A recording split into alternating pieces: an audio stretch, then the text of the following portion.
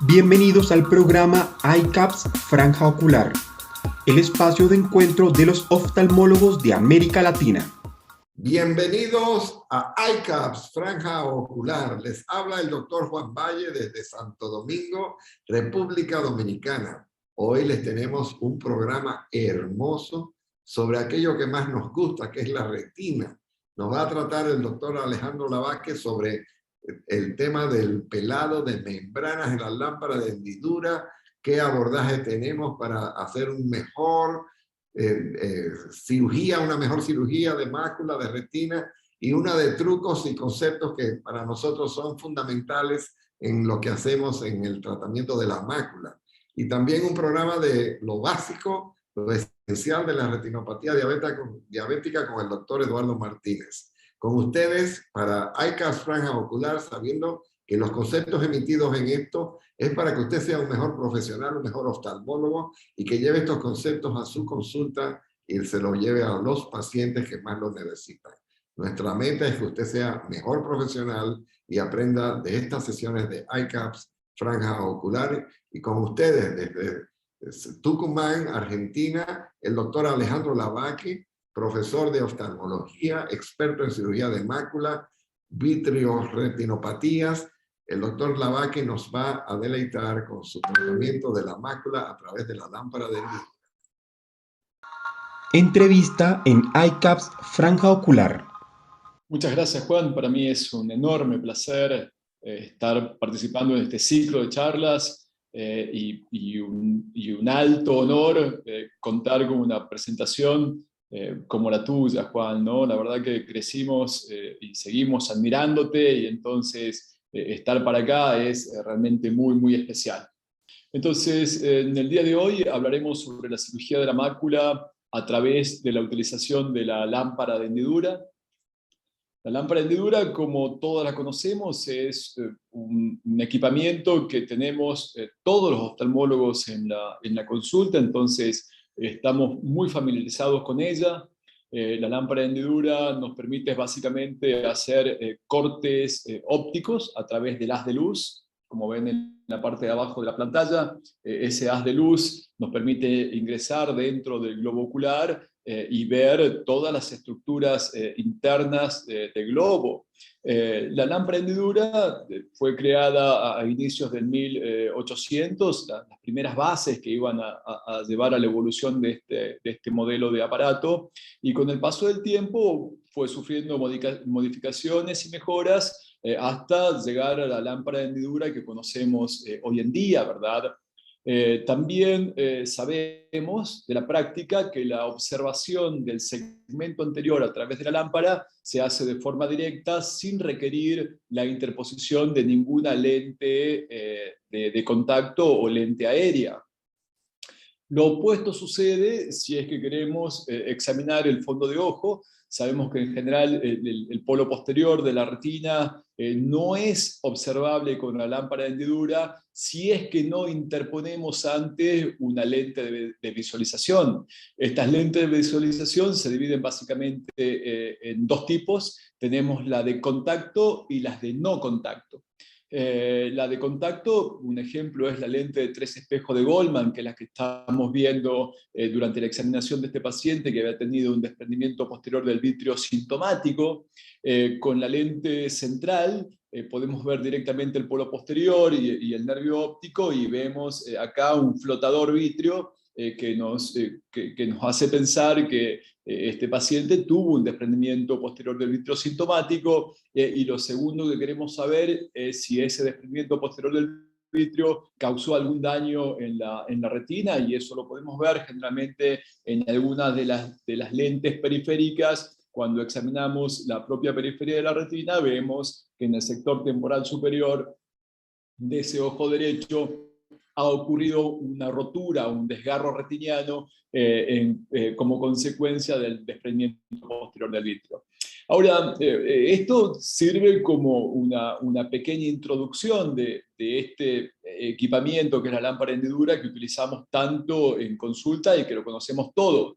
Ahora, no tan al tanto de que la misma lámpara de hendidura o algo similar puede utilizarse también en cirugía, ¿verdad? Entonces, de eso es lo que se va a tratar la charla del día de hoy.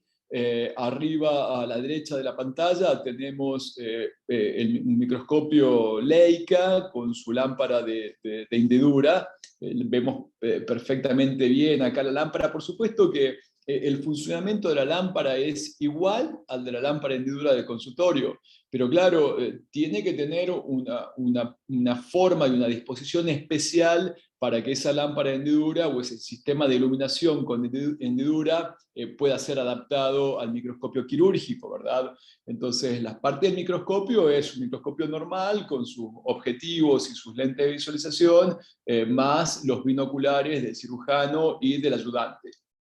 Ahora, como generalmente nosotros operamos al paciente en decúbito, o sea que el paciente está acostado bajo el microscopio, la hendidura de luz debe provenir desde arriba, ¿verdad? Y debe ser confocal de tal manera que uno pueda mirar a través del microscopio quirúrgico y ver la hendidura de luz que proyecta la lámpara. Todo el sistema de la lámpara de hendidura se maneja a través del pedal del microscopio. Están integrados. Entonces, el barrido que hace, el recorrido que hace la lámpara en el arco del sistema de iluminación y la intensidad de la luz se maneja desde el pedal. Y acá a la izquierda tienen una foto del mismo microscopio, este es nuestro quirófano, y ven la lámpara de hendidura en posición. Entonces, en este esquema vamos a ver aquí a la izquierda un comparativo de cómo es una cirugía con lámpara de hendidura, una cirugía de la mácula, y cómo podría ser una forma convencional de esta cirugía utilizando una endoiluminación. Entonces, en el esquema de la izquierda vemos que la lámpara proyecta una hendidura de luz que llega al fondo del ojo, la retina refleja esa luz, y esa luz reflejada es la que podemos ver nosotros a través del microscopio, ¿verdad? Como la fuente de luz de la lámpara, que provee la lámpara, es externa, toda la vitrectomía se puede realizar solamente con 2 entradas. Podemos ahorrar la entrada destinada a la endoluz, ¿verdad? Entonces, en la parte derecha de la pantalla vemos un comparativo de los 2 tipos de cirugía. En la parte de arriba, una cirugía convencional de un agujero macular con el doble flap invertido, donde ustedes ven algo similar a lo que se nota en el esquema, que la endoluz llega realmente cerca de la mácula. Calculamos que puede estar a unos 3 milímetros, 4 milímetros de distancia, y eso podría inducir efectos fototóxicos sobre el epitelio pigmentario y eso también ocasionar efectos deleterios sobre la visión. Si el epitelio pigmentario se daña por un exceso de luz, seguramente el paciente no va a recuperar la visión deseada. Ahora, en comparación, la fuente de luz de la lámpara de hendidura está aproximadamente a 200 milímetros de distancia de la mácula, o sea que la posibilidad de tener efectos fototóxicos son realmente muy pocos, ¿verdad? Y esto lo vamos a ver también en la próxima diapositiva. Aquí lo que quiero es resaltar quizás la principal bondad que tiene la cirugía a través de la lámpara de hendidura, donde prácticamente eliminamos la posibilidad de un efecto fototóxico sobre la retina. Otra cosa que me gustaría comentar como segunda ventaja es que al realizar la vitrectomía con 2 entradas, una para la infusión y la otra para la mano activa, ya sea para el vitriófago o para la endopinza, en gran parte de la cirugía tenemos la mano izquierda libre, ¿verdad? Y esto nos permite maniobras accesorias. Algunas maniobras podrían ser, sobre todo, importantes cuando estamos operando ojos altos miopes, donde ustedes saben que el ojo miope es más largo de lo normal y por eso tenemos que utilizar instrumentos también más largos. Cuanto más largo el instrumento instrumento y más larga y más alejada esté la retina, ustedes saben que es más fácil transmitirle a la punta del instrumental algún pequeño tremor que podría tener el cirujano, ¿verdad? Y eso se puede mejorar mucho simplemente apoyando la mano izquierda sobre la mano derecha, que es la que maneja la pinza en los cirujanos diestros, y eso aumenta mucho la precisión y disminuye cualquier tremor que podría tener el cirujano. Ahora, eso lo vamos a ver acá. A la izquierda de la pantalla tenemos una cirugía de vitrectomía convencional, llamémosle par plana por 3 vías, donde tenemos una vía temporal inferior para la infusión y las 2 superiores son activas para los cirujanos que somos diestros, la de la izquierda para la endoiluminación y la de la derecha para el vitriófago o la endopinza, ¿verdad? En cambio, si comparan lo que sucede en la derecha de la pantalla, vemos que operando con la lámpara de hendidura, acá está proyectada la luz que viene de la hendidura y tenemos solamente 2 entradas, como le comentaba. Otra cosa que me gustaría mencionar es que, tal cual como sucede en el consultorio, si queremos tener una visión detallada del polo posterior, para poder llegar hasta la retina y obtener una buena iluminación, tenemos que interponer una lente de 90 dioptrías que va puesta sobre una lente plano-cóncava, que va puesta sobre la superficie corneal, y eso inmediatamente traslada nuestra visualización directamente hacia el polo posterior del globo ocular. También se ha comentado mucho en los últimos años sobre las ventajas y desventajas que tiene el calibre pequeño, y me gustaría referirme directamente a lo que es la vitrectomía por 27G, que es un tipo de vitrectomía o un calibre que se recomienda mucho para la cirugía de la mácula, ¿verdad? Y los defensores de la cirugía 27G generalmente advocan de que al ser un calibre pequeño, el daño que se produce sobre la esclera o sobre el globo ocular es mucho menor que calibres mayores, como podría ser el 23G, y que eso tendría beneficios porque menor daño de la conjuntiva, menor inflamación, etcétera, etcétera, etcétera. Ahora, la vitrectomía 27G también tiene cosas negativas que se le pueden achacar, como por ejemplo la flexibilidad del instrumental, y para mi gusto personal, la desventaja mayor que le veo es el tema del costo, ¿verdad? Mientras una punta de vitrectomía de 23G, para los que estamos acostumbrados a reutilizar una cierta cantidad de números, la punta de vitrectomía, quizás esto no sea políticamente correcto decirlo al aire, pero es una realidad que en muchos países las puntas de vitrectomía se reutilizan algunas veces. La punta de vitrectomía de 27G, al ser tan pequeñita, se puede utilizar prácticamente una sola vez, máximo 2, y eso por supuesto que aumenta mucho los costos de cirugía, costos que después terminan siendo trasladados en la mayoría de los casos al paciente. Entonces, aquí simplemente me gustaría establecer esta comparación diciendo que una cirugía de 23G realizada por 2 puertos equivale en compromiso escleral a una cirugía de 27G por 3 puertos. Entonces, esto también me parece que es una ventaja que podríamos tener en cuenta. Y acá me gustaría resumirle los dichos en las diapositivas previas. Las ventajas, la primera de ellas puede ser ciertamente menos efecto fototóxico porque la fuente de luz está mucho más alejada. La retroiluminación tangencial que nos da la luz proyectada de esta manera realmente ayuda a revelar detalles del fondo del ojo, como estamos viendo acá, que son, créanme que es impactante ver la retina con la lámpara de hendidura porque podemos ver un nivel de detalle realmente asombroso.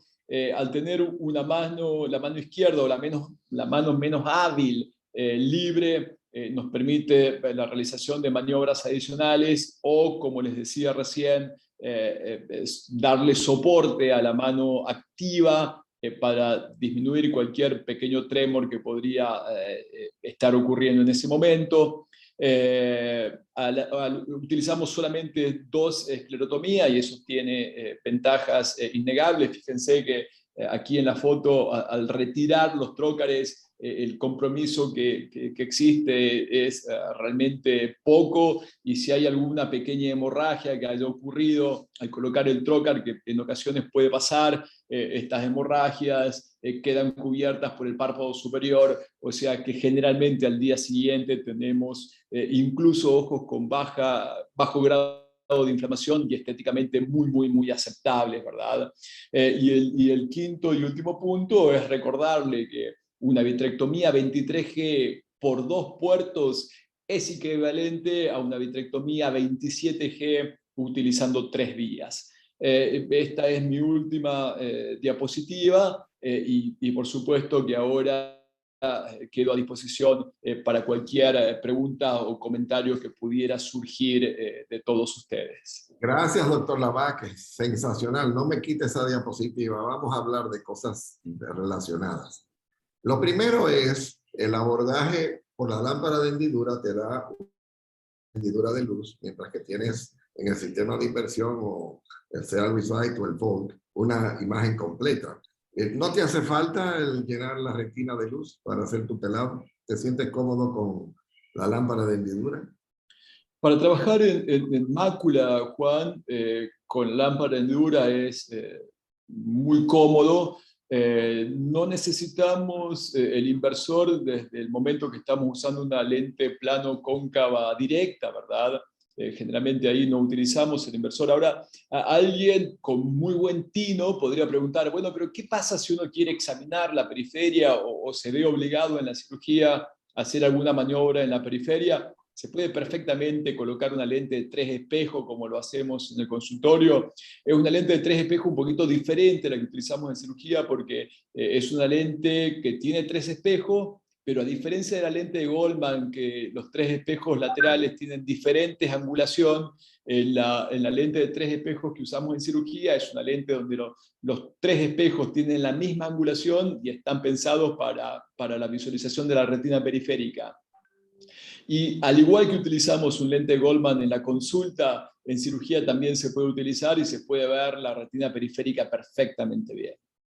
A los más jóvenes no se imaginan que en aquella época, cuando no existía la indentación escleral, teníamos en el entrenamiento de retina que hacer uso del Goldman para la técnica de Skepper de evaluar toda la retina periférica. Y te sigo con el intercambio. Pero entonces ahora tienes que comprar un aparatico que es una lámpara de hendidura para pegársela al microscopio o seguir un ReSight, porque no puede ser barato el ponerle la lámpara de hendidura, o es que viene incluido en el microscopio.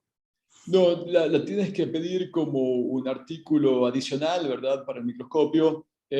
Más o menos el valor de la lámpara de hendidura ronda entre los 12 a los $15.000, dependiendo del modelo.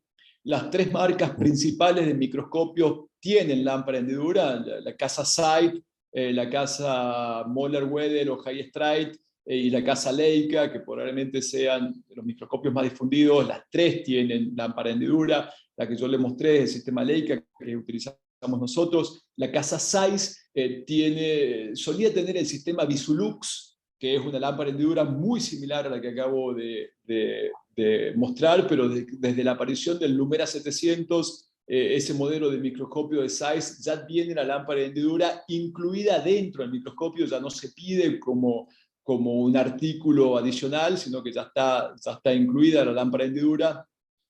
La única desventaja, la única diferencia que tiene con la Visulux o el sistema que yo acabo de mostrar, que la luz es fija. No se puede mover de un lado para el otro como nosotros hacemos con la columna de iluminación en el consultorio o con el modelo de lámpara que yo acabo de mostrar. Parece redundante, porque la gente pensará que el doctor Lavaque está operando sentado en su lámpara de hendidura. No, es un aditamento a su microscopio que se utiliza dentro del quirófano para facilitar la cirugía de retina in vitro.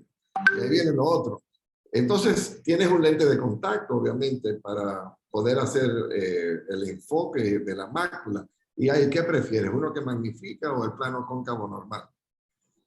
El plano cóncavo normal funciona muy bien, Juan, y me gustaría darte o darles a la audiencia un pequeño truco. Esa lente de contacto plano cóncavo, si nosotros quisiéramos, por ejemplo, producir una indentación del globo ocular, se produce un efecto prismático cuando la lente pierde un poco el centro producido por la indentación. Y ese efecto prismático nos permite llegar bastante a media periferia con total seguridad, sin tener que colocar una lente de 3 espejos. Tal como se veía la retina, ¿te acuerdas cuando usábamos las lentes de contacto prismáticas para ver más en la periferia? El efecto prismático que produce el desplazamiento de la lente plano cóncava sobre la superficie de la retina nos ayuda a llegar bastante a la periferia en visualización. Son pequeños truquitos que uno va adquiriendo por medio de la experiencia de la utilización de este tipo de sistemas. Entonces, sigo con el análisis. Háblame de la iluminación y tus alternativas, porque tienes la lámpara de hendidura, tienes la endoiluminación que viene en diferentes versiones, y también el chandelier. Dime cómo te manejas con las alternativas y cuál prefieres.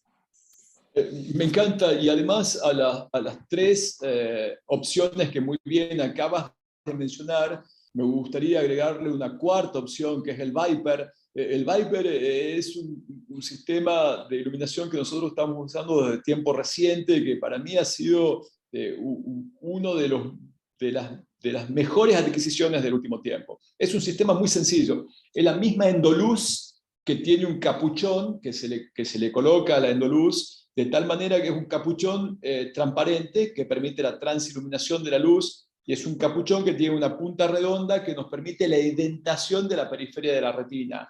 Y por diáfanoscopía o transiluminación de la esclera, podemos ver la periferia perfectamente bien y hacer un shaving de la base del vitrio sin que nos tenga que indentar necesariamente un ayudante, porque la fuente de luz para la visualización viene desde el mismo indentador que estoy utilizando para ver la periferia y desplazarla hacia un sitio que sea visible, ¿verdad? Entonces, esa sería la cuarta opción. La primera opción, que es la endoluz, la conoce todo el mundo. También me gustaría decirte que en los casos en los que pienso que van a ser más complejos de lo esperado, utilizo la chandelier, que como vos sabes perfectamente bien, es una luz accesoria a la endoluz, que se pone por un puerto separado, generalmente un puerto 25G, aunque vienen los modelos twins, gemelos de 29G, pero los de 25 van muy bien, que entran por un puerto adicional, y es otra opción más. Y la tercera que decías, la de la lámpara de hendidura, cuando planeo mi jornada quirúrgica, Juan, generalmente separo las cirugías donde voy a usar endoluz y chandelier, pueden ser, por ejemplo, diabéticos y desprendimiento de retina, y dejo para el final, generalmente, las cirugías que van a ser solamente de mácula,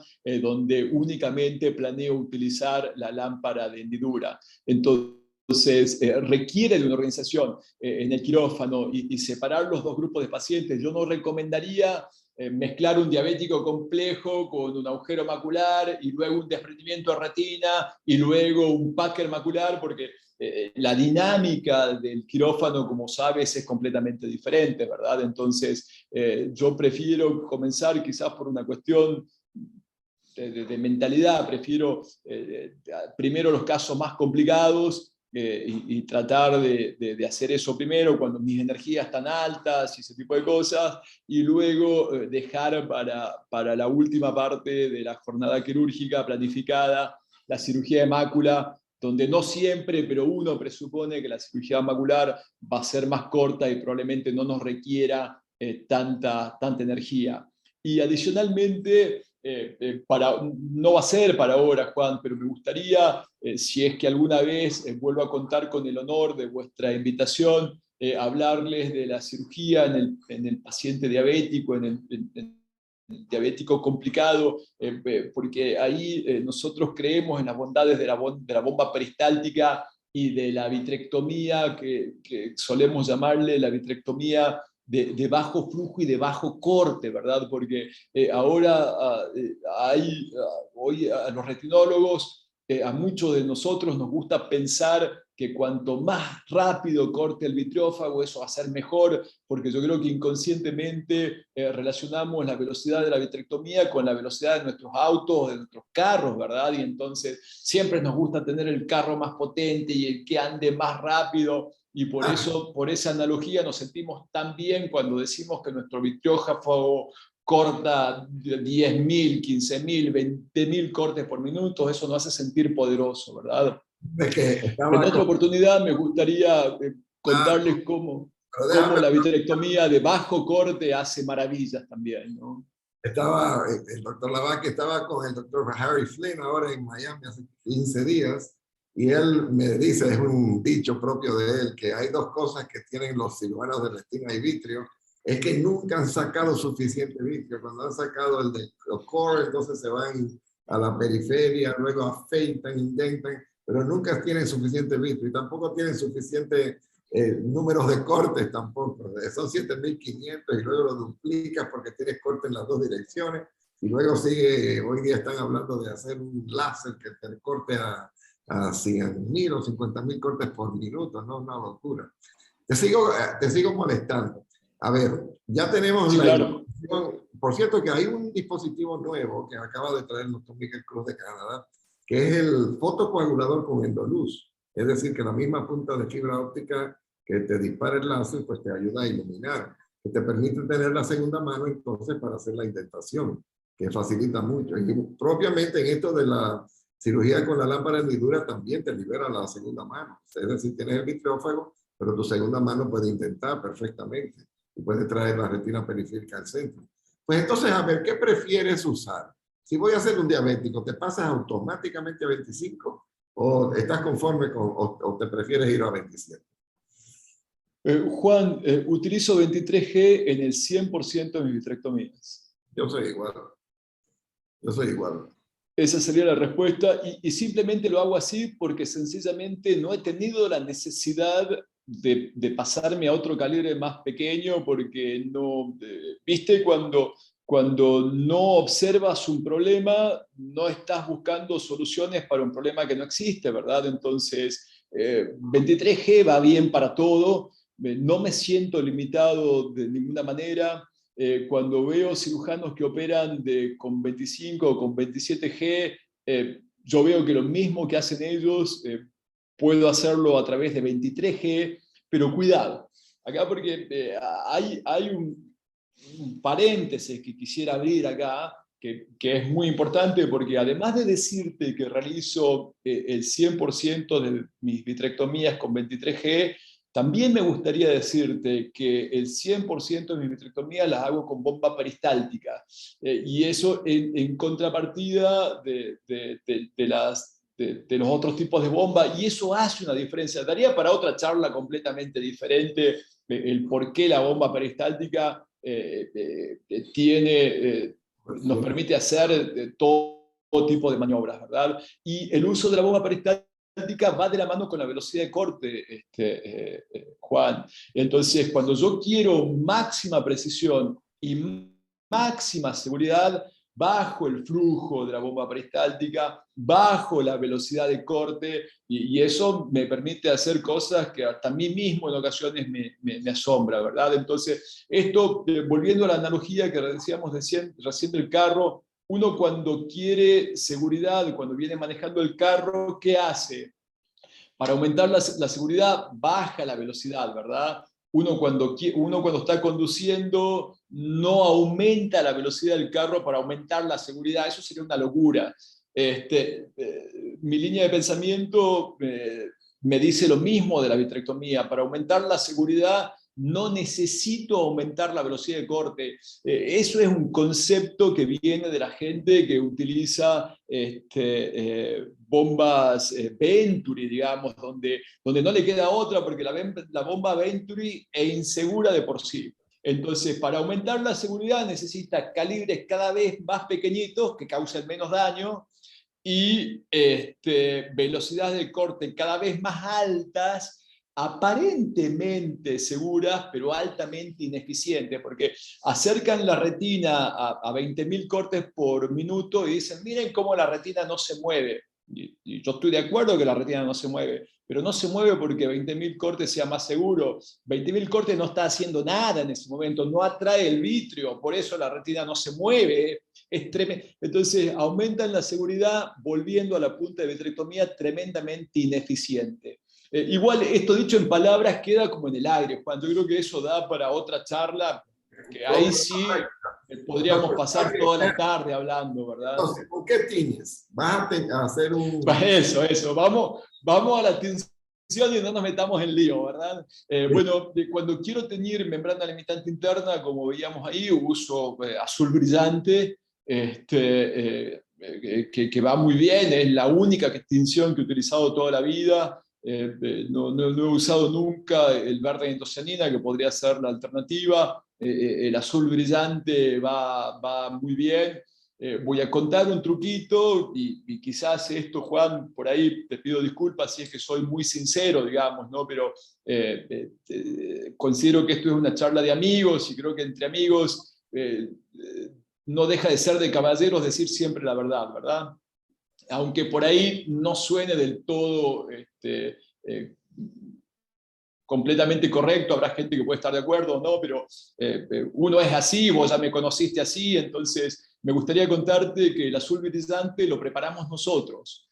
Conseguimos el pigmento, el azul brillante no lo inventamos los retinólogos. El azul brillante existe toda la vida y se utiliza mucho como en la industria de los alimentos, ¿verdad? Para teñir, para darle color a los alimentos, y ese azul brillante lo preparamos nosotros. Yo lo preparo un poquito más concentrado que lo que viene comercialmente y obtengo realmente muy buenas tinciones de la membrana limitante interna a un precio ridículamente pequeño y de forma muy segura, porque nunca hemos tenido ninguna complicación que al menos nos hayamos dado cuenta mediante la preparación de nuestras propias manos.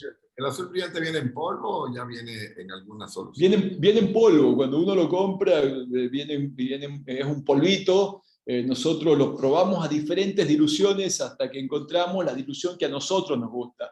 Y Juan, viene en un frasquito que debe tener 150 gramos, que eso yo creo que si mis nietos siguen haciendo retina, van a seguir operando con el mismo polvito que compré la primera vez, ¿no? O sea, en Amazon. Y cuesta moneda, Juan, cuesta monedas. Y para nuestro hospital de caridad eso es una bendición lo que acabas de decir. Yo lo consigo en la India y por eso nos sale un poco muy barato. Alejandro, a ver, ¿cómo evolucionas el vitrio? ¿Tienes alguna sugerencia? ¿Te gusta usar el Kenalog o la triamcinolona? ¿Cómo haces rutinariamente tu abulsión de la hialoides posterior? Bien, de forma rutinaria lo primero que hago es, después de la vitrectomía central, me voy directamente con el vitriófago arriba del nervio óptico, ¿verdad? Trato de centrarme cerca del nervio y en el centro.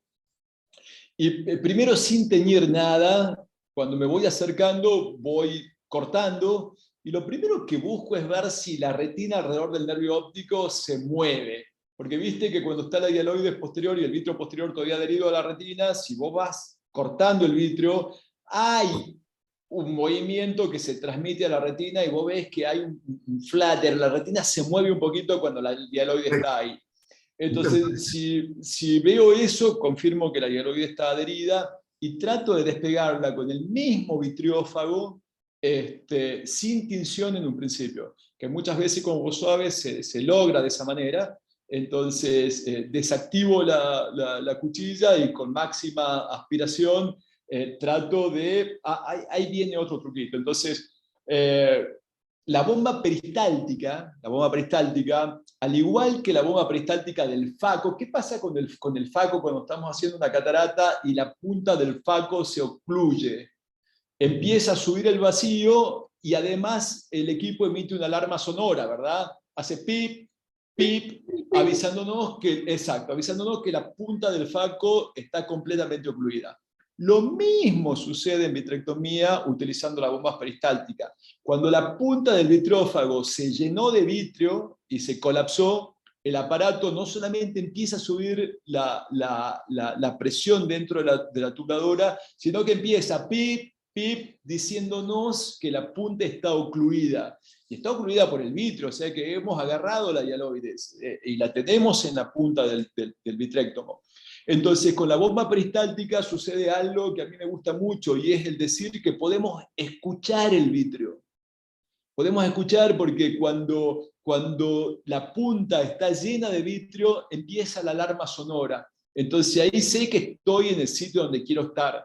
Y si estoy haciendo vitrectomía en la periferia o una vitrectomía central, también me sirve, porque si no escucho el PIP, estoy haciendo vitrectomía en BSS. Y no quiero estar allí, yo quiero estar haciendo vitrectomía donde hay vitrio. Pero si no soy capaz de verlo completamente, porque no siempre lo vemos, la ayuda sonora del equipo que me está avisando, estás en el vitrio, estás en el vitrio, estás en el vitrio, porque siento pip, pip, pip, eso es de gran ayuda. Entonces, volviendo a tu pregunta, cuando escucho el pip, pip, porque la enganché a la hialoides posterior en la punta del vitrófago, es el momento de traccionar hacia arriba. Y te diría que en 6 de cada 10 pacientes, 7 de cada 10 pacientes, logro el decolamiento de la hialoides posterior de esa manera. No lucho mucho. Si en 2 o 3 intentos no lo logré, es momento de parar, salir, poner triamcinolona diluida al 50%, que tiña la hialoides y el vitrio posterior, y ya con la ayuda visual vuelvo a la misma técnica anterior. Y te diría que ahí, con esa maniobra, ya termino, te diría que en casi todos los casos, de despegar la hialoides posterior de la manera que acabo de explicar. Le preguntaba yo a Steve Charles, le pregunto a ti, Alejandro, ahora has teñido tu membrana o tu limitante interna, ¿cómo inicias? ¿Usas el pellizco? ¿Haces el barrido con diamante? ¿Tienes el asa esta de nylon? ¿Cómo inicias tu Rexis de la limitante interna o de la membrana epigretiniana? Bien, son preguntas buenísimas, Juan, y te la agradezco. Antes de contestar directamente la pregunta, me gustaría comentarte que dentro de la practicidad que intento tener como cirujano, siempre pienso que cuanto menos elementos sobre la mesa, mejor. Y quizás sea por eso que utilizo un solo calibre de vitrectomía, no le complico, ni me complico yo mucho la vida, ni se la complico al personal del quirófano, y tampoco tengo muchos elementos para trabajar con la membrana limitante interna. Tengo uno, que es mi endopinza de limitante interna. Con eso hago todo. No utilizo ni el Finis Loop, ni tampoco utilizo el scraper de diamantado de Tano, ¿verdad? Y sí me gustaría decir que utilizo la endopinza de limitante interna de la casa Vitrec. Vitrec, no tengo por supuesto, ninguna relación comercial, pero es que una pinza que me encanta y se la recomiendo a todo el mundo porque me parece una pinza muy superior, después de haber utilizado prácticamente todas, te diría. Entonces, con esta endopinza voy directamente al sitio donde, generalmente el sitio donde mejor tiñó con el azul brillante, porque ahí maximizo la visualización, ¿verdad? Hago el primer pellizco y levanto suavemente para estar seguro que he tomado solamente membrana limitante interna y no tengo ninguna fibrita de la capa de fibras nerviosas de la retina que se pudiera venir con ella. Entonces, ese movimiento de levantar es muy suave, muy controlado y muy corto, viendo que solamente tengo limitante interna. Y después hago un rasgado vertical. Eso es clave. Yo por ahí veo que algunos cirujanos toman y quieren salir ya emulando la capsulorhexis circular continua de cuando operamos catarata, y eso para mí es un error. Primero un corte vertical, que es mucho más fácil de hacer, lo prolongo prácticamente a todo lo largo del nervio óptico, Y una vez que hice el corte vertical ya es muy fácil porque lo tomo del centro y toda la entrante interna se levanta en la mayoría de los casos como una sábana y eso me permite hacer una limitorexis, perdón, de una manera muy controlada y segura. Qué divino. Alejandro, como me he divertido contigo, gracias. Has dado tantos tips y tantos consejos divinos que no queda más que felicitarte. Tu sinceridad me encanta. Dios te bendiga. Quería despedirme de ti porque tengo en línea a mi alumno, el doctor Eduardo Martínez, pero esto es para que sepas que de seguro que te invito de nuevo. Ya vamos a hablar de muchas cosas. Gracias. Va a ser un placer enorme, Juan. Quedo muy agradecido por la invitación y estoy a tus órdenes y a la del Hospital Elías Santana para cuando deseen. Para mí es un honor tremendo participar de estos eventos de los cuales aprendo muchísimo. Gracias, gracias. Pues con esa conferencia magistral del profesor Alejandro Lavaque, no queda más que decirles que fue algo que nos dejó anonados, porque hemos aprendido tantas cosas y de eso se trata ICAPS, Franja Ocular. A continuación tenemos una conferencia de mi residente de segundo año, el doctor Eduardo Martínez, futuro maestro interesado en la cirugía de retina y vitrio, quien nos va a dar un overview de lo que es la retinopatía diabética. Vamos a ir al ABC de la retinopatía diabética con el doctor Eduardo Martínez. Foro de residentes en ICAPS Franja Ocular. Muchísimas gracias, doctor Valle, por su presentación. Hoy les traigo un tema el cual nos enfrentamos en el día a día en prácticamente todas sus presentaciones clínicas y cuyo manejo oportuno es tan importante como su seguimiento y prevención temprana. Según la OMS, 422 millones de adultos poseen el diagnóstico de diabetes mellitus a nivel mundial, donde se estima que al menos un tercio presenta datos de retinopatía diabética.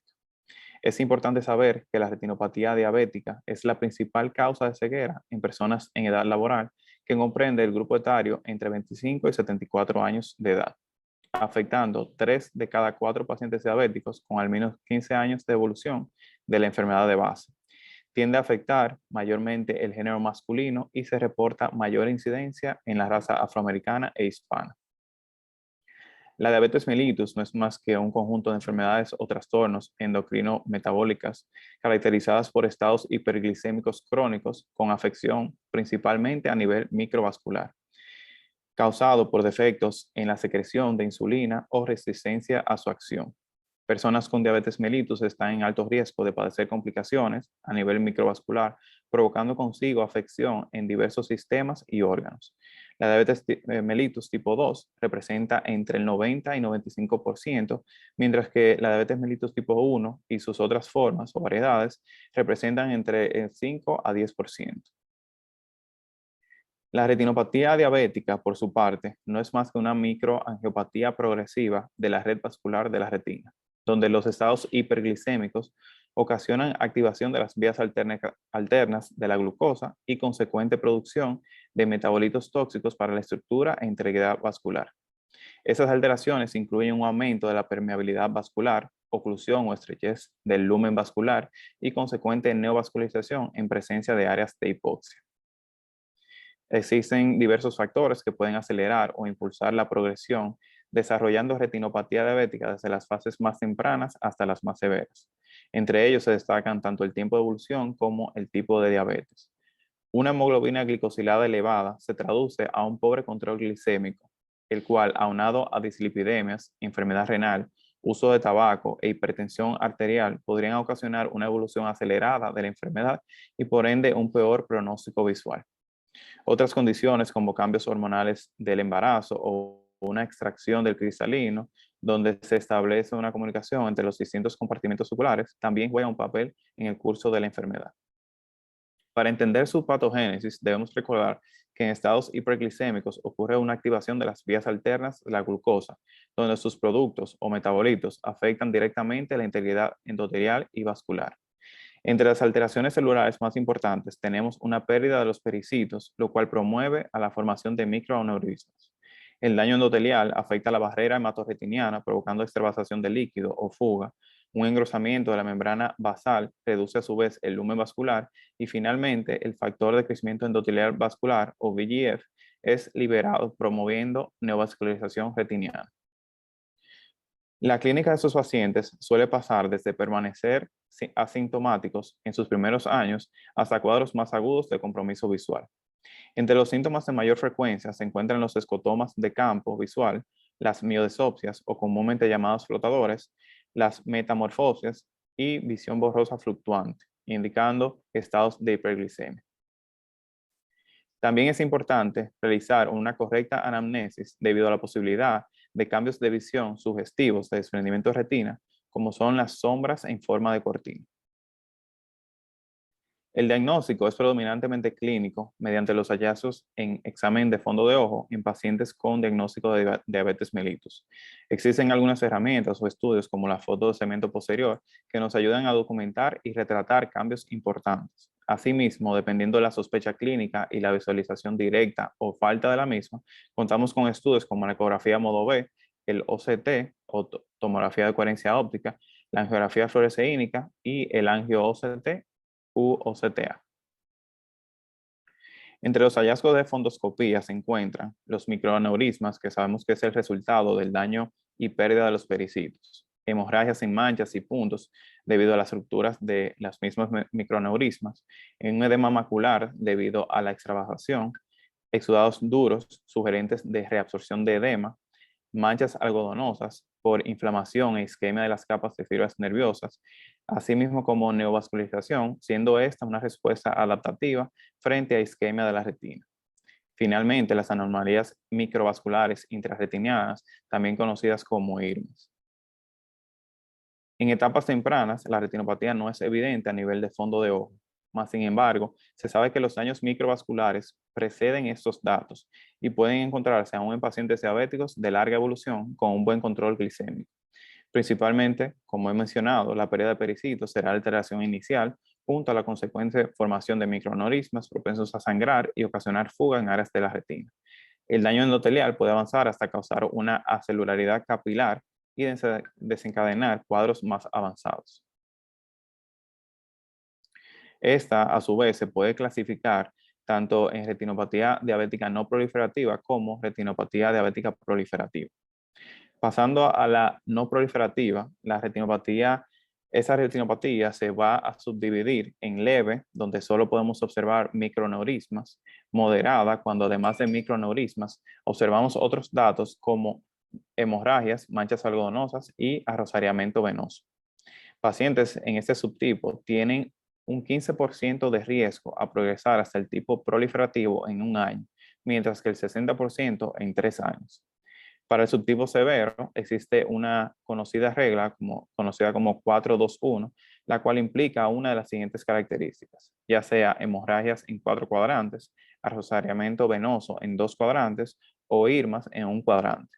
Mientras que si se cumplen 2 o más de estos criterios, será considerada como una retinopatía diabética no proliferativa muy severa, teniendo hasta un 45% de riesgo de desarrollar retinopatía diabética proliferativa en un solo año. Esta retinopatía proliferativa, como su nombre lo indica, se debe a la proliferación de neovasos, los cuales, dependiendo de su localización, se considerarán como de alto riesgo o no de sufrir pérdida severa en 2 visitas consecutivas con 4 meses de diferencias entre una visita y otra. La retinopatía diabética proliferativa sin características de alto riesgo se va a caracterizar por neovasos que van a estar ya sea en el disco o fuera del mismo con una extensión de menos de 1/4 de diámetro del disco. La retinopatía diabética proliferativa con características de alto riesgo, esta se va a distinguir de la primera, ¿verdad? Sin características de alto riesgo, por presentar neovasos ya sea en disco mayor a un cuarto de diámetro del mismo o fuera del disco asociado a hemovitrio. Ya en pacientes en estadios más avanzados se va a encontrar lo que es la retinopatía diabética proliferativa severa o avanzada, comprendiendo desde un desprendimiento de retina, un hemovitrio recurrente y un glaucoma neovascular o glaucoma de los 90 días. El edema macular diabético es una complicación de la retinopatía diabética. capaz de presentarse en todas sus etapas, causando deterioro de agudeza visual importante.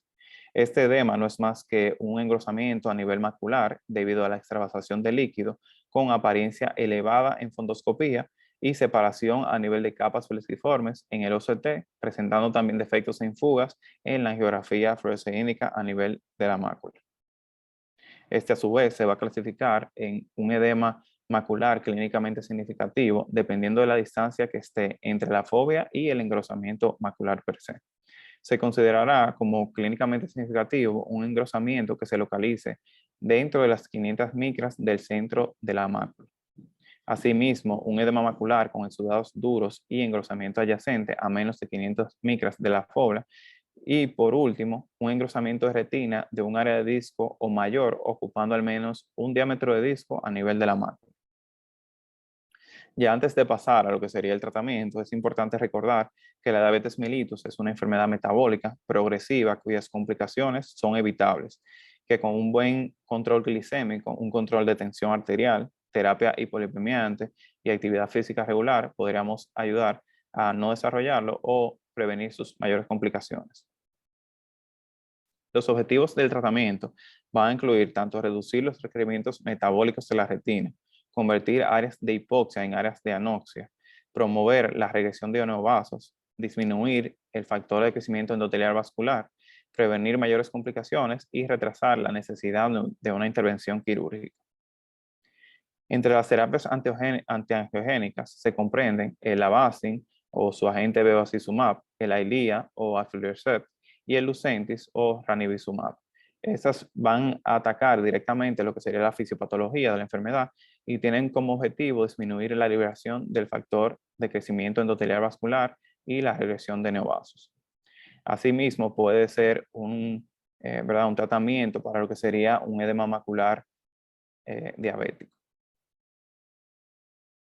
Ya pasando a otro tipo de terapia, la terapia láser, contamos con lo que sería un láser focal o guiado por angiografía. Eso nos va a ayudar en engrosamientos retinianos, ya sea maculares, extrafoveales, o ya sea cercano a las arcadas, y nos va a ayudar para tanto evitar que surjan nuevos neovasos como para la extravasación del líquido que ya encontramos clínicamente.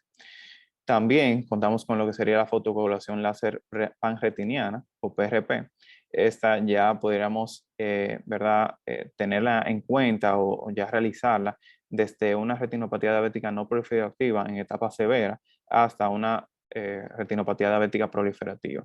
Esta va a reducir el riesgo de pérdida severa de la visión en hasta un 60%. Entre las opciones quirúrgicas contamos con la vitrectomía vía pars plana en conjunto con endoláser intraquirúrgico, cuyo objetivo es la remoción del vítreo patológico, de la proliferación fibrosa, ya sea contracción o no, y de hemorragias vítreas, así como la ablación de áreas de hipoxia, que por ende nos permitirá disminuir la demanda metabólica y liberación de VEGF. Ya para terminar, tenemos algunos datos importantes para llevar a casa. Recordar que la retinopatía diabética es la principal causa de ceguera irreversible. Un control metabólico, cardiológico y de lípidos sistémicos puede evitar la aparición de retinopatía diabética. La disminución de agudeza visual y metamorfosis son indicativas de involucro macular. La diabetes mellitus tipo 1 sin síntomas debe de hacerse un examen oftalmológico a los 3 años de su diagnóstico, mientras que un paciente que ha sido diagnosticado con diabetes mellitus tipo 2 debe de hacerse el examen inmediatamente luego del mismo. En cuanto a los pacientes en condición de embarazo, vamos a tener que deben de asistir a su oftalmólogo y tener una primera visita antes de terminar el primer trimestre.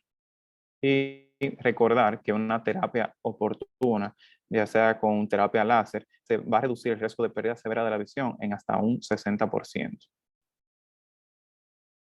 Eso es todo lo que traigo para el día de hoy. Gracias, doctor Martínez. Muy bien su presentación. Yo quería hacer unos comentarios y van en el sentido práctico. Yo recuerdo, siendo residente como tú en el segundo año, que el Bascom Palmer tenía una clínica de retinopatía diabética todos los miércoles. El departamento completo, los 11 retinólogos, estaban McEnroe, estaba Blankenship, Blumenkrantz, Harry Flynn, Norton, Curtin, Nicholson, todos y los 3 fellows y el jefe de residentes nos reuníamos desde las 8 de la mañana hasta las 3 de la tarde y veíamos 300 pacientes con diabetes todos los miércoles. Y no vas a creerlo, lo veíamos y le hacíamos los láseres, las inyecciones, la ecografía, la angiografía, todo dentro, y lo que se iban a operar se programaban para el jueves y el viernes, lejos de los cirujanos de catarata. El tema es que yo aprendí varias cosas. Una de ellas, y la más importante, es que nunca es igual la retinopatía en un ojo que en el otro. El mismo paciente con las mismas condiciones, con la misma dieta, con los mismos presión arterial, el mismo tabaquismo, el mismo papá y la misma mamá, un ojo era siempre diferente al otro. Que hay teorías al respecto que tienen que ver con la carótida, y uno viene del arco directo y la otra se divide con la subclavia, en fin. Pero el tema es que nunca es igual. Ese es el concepto número 1. Y cuando digo no igual, era que tú podías tener una retinopatía de fondo en un ojo y una proliferativa en el otro. Entonces, en ese momento, en la evaluación del paciente con retinopatía diabética, tenías que tomar la decisión por ojo. Este ojo, como tenía retinopatía de fondo, no ameritaba tratamiento, o quizás un láser focal. El otro ojo, una panfototabulación o quizás una vitrectomía. Pero había otras reglas. Y era que como se comportaba el primer ojo, se iba a comportar el segundo ojo. Porque obviamente tienen la misma idiosincrasia y los mismos fondos y el mismo plasma y el mismo protoplasma un paciente en un ojo que lo que tiene en el otro. De manera que cuando ya había retinopatía proliferativa en un ojo, el comportamiento del ojo congénere tenía que ser, por ende, mucho más agresivo. Porque sabíamos de lo que era capaz ese paciente de realizar.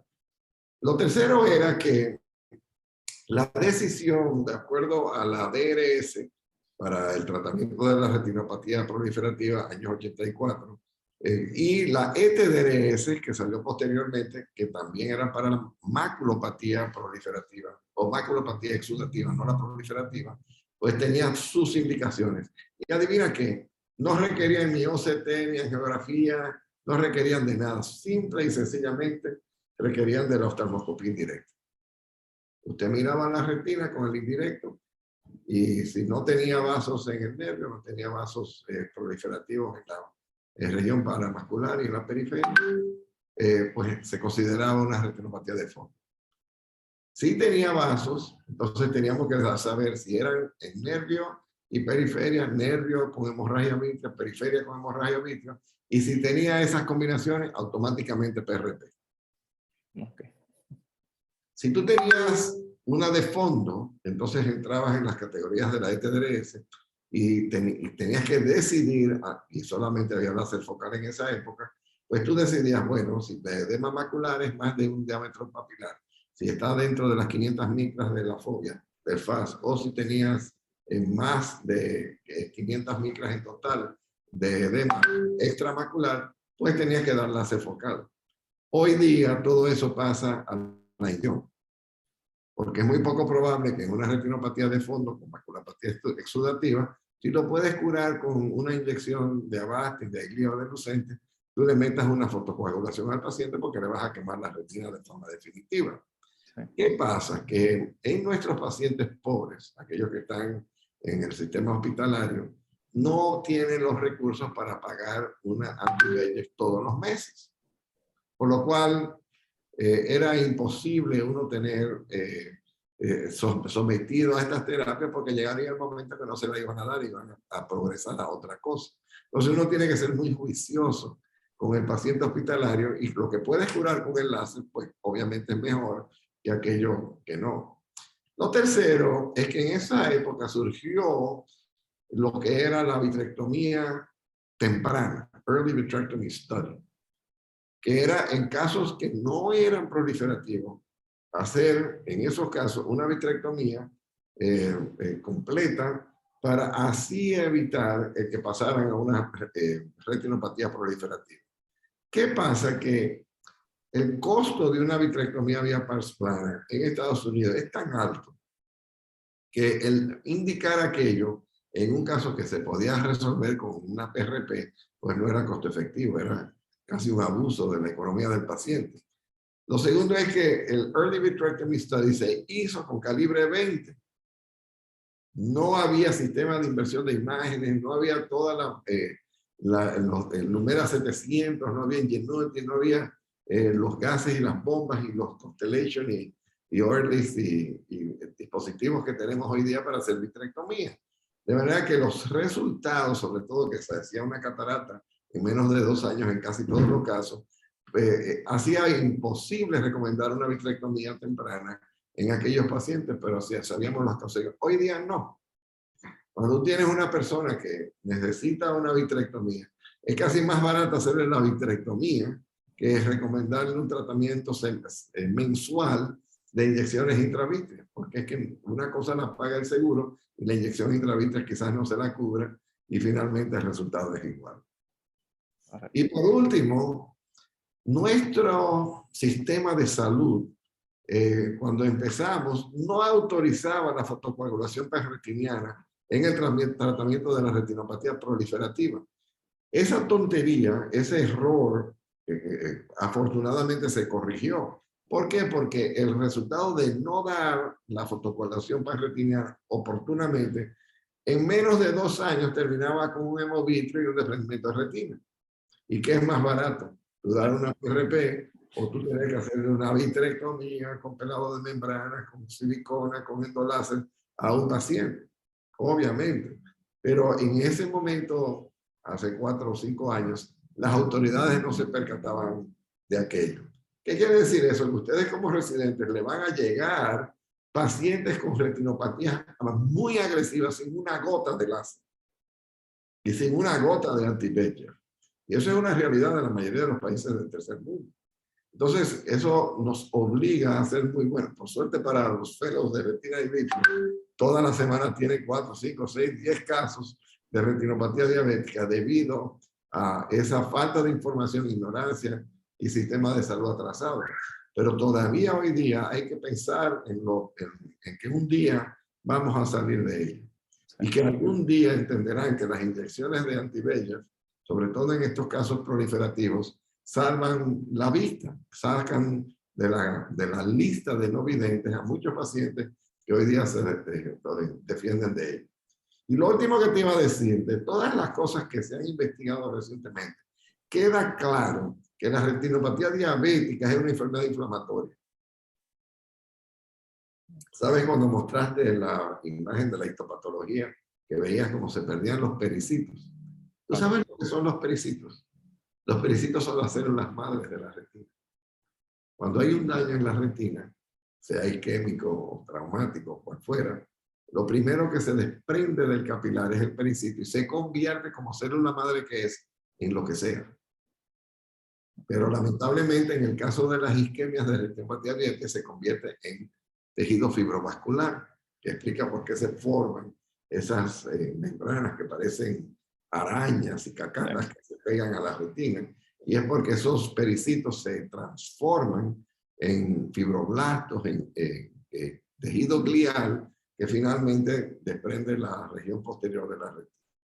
Y ahí hace el tratamiento de estos casos, ya ni es inyección ni es enlace, ya tú tienes por obligación que hacer una cirugía de retina in vitro con pelado de membrana y aquello.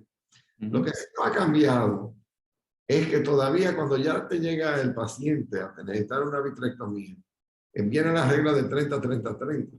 Es decir, 1/3 con la cirugía de retina in vitro mejora.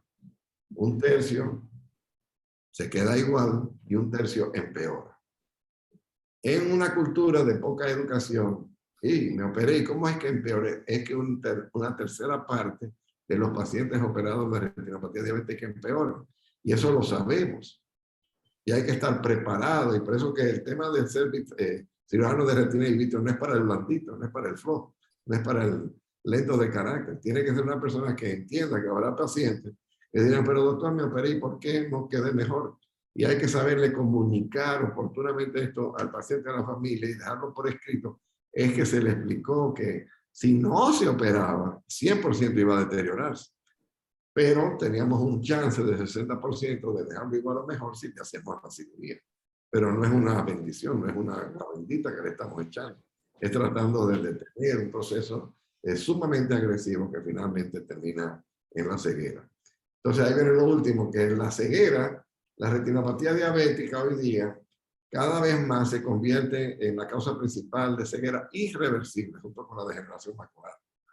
Porque países como México, que a los 60 años el 30% de la población es diabética, en nuestro país a los 60 años el 20% de la población es diabética.